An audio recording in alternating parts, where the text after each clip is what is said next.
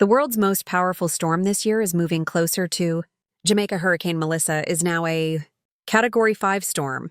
It's tearing through the Caribbean Sea with winds up to 175 miles per hour.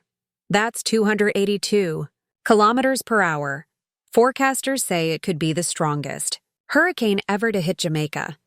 The storm is also expected to bring heavy rain up to 40 inches, or 101 centimeters. Many Jamaicans have already been evacuated, but Melissa's slow movement has left people anxious and waiting. So far, 3 people in Jamaica have died because of the storm. 4 more have died in Haiti and the Dominican Republic. The U.S. National Hurricane Center confirmed Melissa's strength early Monday. Now, all eyes are on Jamaica as the island braces for impact, U.S. President Donald Trump is speaking to American troops aboard the aircraft carrier USS George Washington in Japan. The troops cheered as he told them he would not be politically correct. Trump said, "If we're in a war, we're going to win the war." Earlier, he signed a major rare earths deal with Japan's new Prime Minister, Sanai Takaichi. Both leaders praised each other and called this moment a golden age for U.S.-Japan relations, Prime Minister. Takaichi told the troops that Japan is committed to strengthening its defense. After his visit to Japan, President Trump will fly to South Korea. There, he is expected to meet Chinese President Xi Jinping. U.S. President Donald Trump has signed several new deals during his visit to Asia. These deals aim to secure the supply of rare earths, materials that are vital for modern technology. For years, China has dominated this sector. Now the U.S. wants to change that. The agreements include Japan, Malaysia, Thailand, Vietnam, and Cambodia. They vary in size and importance, and experts say it's too early to judge their full impact. But all the deals share one goal: to reduce America's dependence on China. Rare earths are key ingredients in electric cars, smartphones, and many high-tech products. By working with Asian partners, the U.S. hopes to build a more secure and diverse supply chain. Analysts say the move could challenge China's strong grip on the global rare earth market. However, they warn it won't be easy. Building new mines and factories will take years and cost billions of dollars. It also means facing tougher environmental rules and higher labor costs. It's still unclear if Japan's earlier $550 billion investment will be part of this rare earth deal. U.S. Commerce Secretary Howard Lutnick will discuss the details with Japanese companies soon. Even so, this marks a major turning point in the growing economic rivalry between the United States and China. A man accused of killing former Japanese Prime Minister Shinzo Abe has pleaded guilty. Tetsuya Yamagami, 45, admitted in court that everything is true, according to local reports. He is also facing charges for breaking Japan's strict arms control laws. In 2022, Yamagami used a homemade gun to shoot Abe during a political campaign event in the city of Nara. Abe was shot several times and rushed to the hospital, but he died the same day. Shinzo Abe was Japan's longest-serving prime minister. He was known for his strong foreign policies and his famous economic program called Abenomics. Malaysian Prime Minister Anwar Ibrahim made headlines after a bold joke to U.S. President Donald Trump. As cameras rolled, Anwar said, "I was in prison, but you almost got there." It was a risky joke, and Trump didn't seem amused. Anwar quickly changed the topic and moved on. Moments earlier, both leaders had signed a trade deal.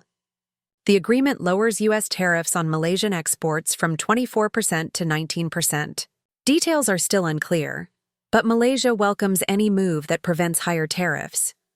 More importantly, Anwar secured Trump's attendance at the ASEAN summit in Kuala Lumpur. The U.S. president came to oversee a peace deal between Thailand and Cambodia, a deal Anwar helped broker. Earlier this year, deadly border clashes broke out between the two countries. Trump had threatened tariffs if the fighting didn't stop. Anwar stepped in and helped negotiate a fragile ceasefire. Many see this as a diplomatic win for Malaysia. Others say Anwar simply benefited from timing. It was his turn to lead ASEAN this year. But for Anwar, it's a personal triumph. He waited 25 years for this moment. spending much of that time in prison before finally reaching the political stage he long dreamed of. Tragedy has struck in Australia's New South Wales. 2 people have died after an underground explosion at the Endeavour mine in Cobar. It's the first incident of its kind in the region since 2015. Emergency services rushed to the scene early Tuesday morning after reports of critical injuries. Police said a man in his 60s died at the site. 2 women in their 20s were rescued from underground. One of them later died, while the other was flown to hospital with minor injuries and shock. The mine is located about 700 kilometers northwest of Sydney. Polymetals Resources, which bought the Endeavour mine in 2023, has suspended all operations. An investigation is now underway to find out what caused the deadly explosion. Prince Andrew is facing new questions about his past connections. Reports say he hosted Jeffrey Epstein, Ghislaine Maxwell, and Harvey Weinstein at Royal Lodge, the royal estate where he lives rent-free. The visit took place in 2006 during a masked ball for his daughter, Princess Beatrice's 18th birthday. It happened just 2 months after a U.S. arrest warrant was issued for Epstein over the sexual assault of a minor. Until now, it was believed the trio attended a party at Windsor Castle. But new details show they were actually hosted at Andrew's private home.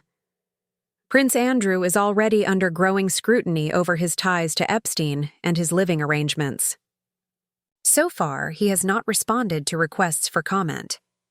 Arish, a 15-year-old boy from Madhya Pradesh, sits quietly on a hospital bed.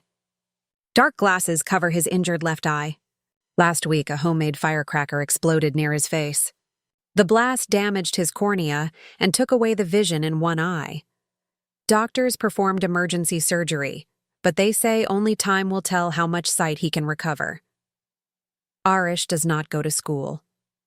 He repairs televisions to help support his family. His father works as a gardener. He says he is more worried about missing work than about his own pain. Child labor is illegal in India, but millions of children still work.